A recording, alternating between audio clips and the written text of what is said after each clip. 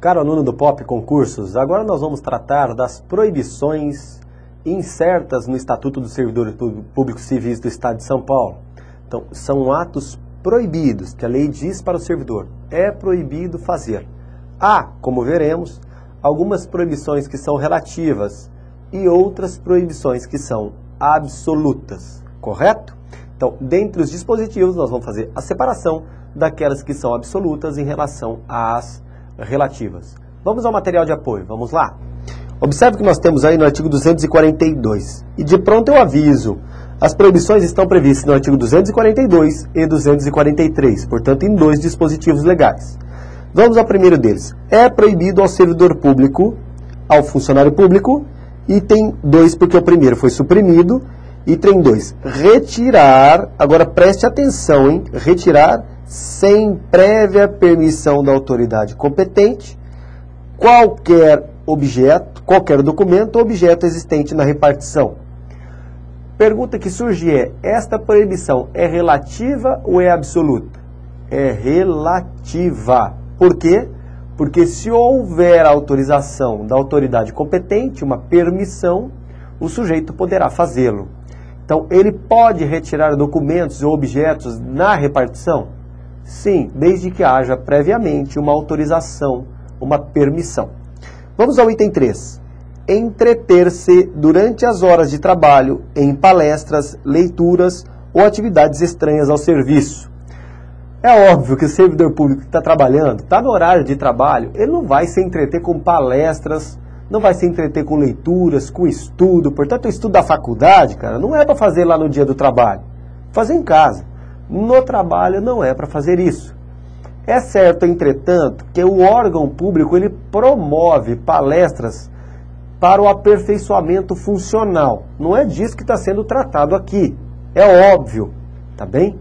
Então, quando se trata de palestras, leituras ou outras atividades estranhas ao serviço, isso é proibido ao servidor. Não pode fazê-lo. Na sequência, deixar de comparecer ao serviço sem causa justificada. É relativa ou absoluta? Relativa, porque se houver justa causa, a ausência é permitida. Essa proibição ela é diretamente vinculada ao dever de assiduidade e pontualidade. Tá bem? No inciso 5º, tratar de interesses particulares na repartição. Também é proibido, não pode o servidor fazê-lo. Os interesses a serem tutelados são interesses públicos. Aqui, de fato, eu tenho a manifestação do princípio da impessoalidade. Na repartição pública é para tratar de interesse público e não de interesses particulares. Veremos mais adiante que o servidor poderá tutelar interesse privado perante a administração, desde que seja de parentes, nas hipóteses previstas em lei. Não é o caso, tá bom? Na sequência, por favor.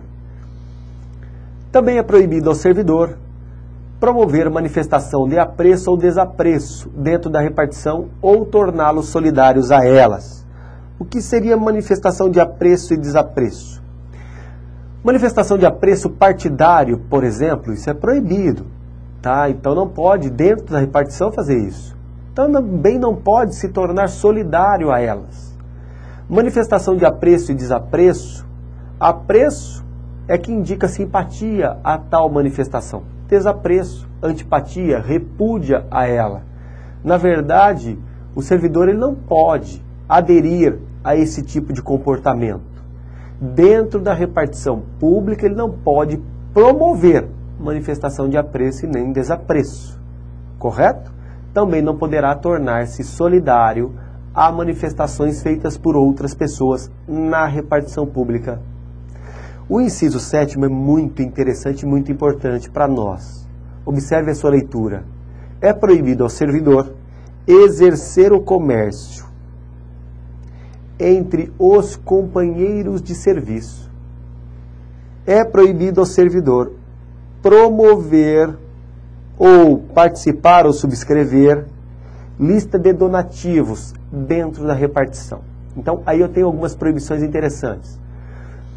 Pode a servidora pública, porque mulher é dona de fazer isso, né? Poderá a servidora pública vender dentro da repartição pública os produtos cosméticos?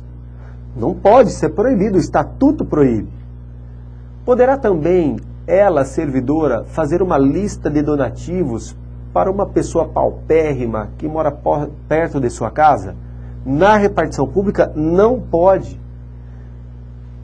Também não poderá terceira servidora subscrever essa lista.